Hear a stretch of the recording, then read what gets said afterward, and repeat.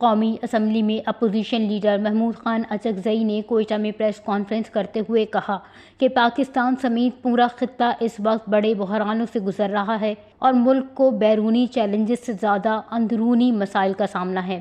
انہوں نے کہا کہ پاکستان 5 قوموں پر مشتمل ایک وفاقی ریاست ہے اور انہوں نے ہمیشہ آئین پاکستان سے وفاداری کا حلف نبھایا ہے۔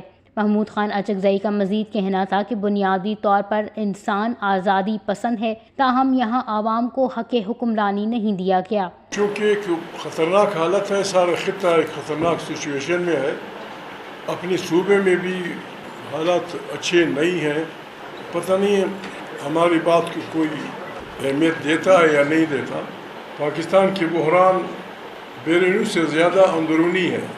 ہماری ہر بات کو لوگ خاص زاویے سے دیکھتے ہیں۔ ہم نے اس مٹی سے وفا کی ہے، ہم نے اس مٹی سے محبت کی ہے۔ 24 کے الیکشن دنیا نے دیکھے، باقاعدہ اسمبلیاں نیلام ہوئی۔ ابھی اس بڑے نیلام میں تو غریب آدمی، غریب سے میری مراد درمیانہ طبقے کے لوگ، مزدور لوگ، کسان لوگ، دانشور لوگ، پروفیسر لوگ، سیاسی کارکن لوگ، وہ اس حصہ ہی نہیں لے سکتے۔ ہمارے صوبے میں حالت یہ ہے، پشتون بلوچ صوبہ ہے، جب ہم بات کرتے ہیں ہم کہتے ہیں بلوچ یا بلوچستان پنجاب کے برابر ہے۔ انہوں نے چمن اور کوئٹہ کے درمیان تجارتی سرگرمیوں پر پابندیوں پر بھی تنقید کی اور کہا کہ آئے روز مال بردار ٹرکوں کو نذر آتش کیے جانے کے واقعات تشویشناک ہیں۔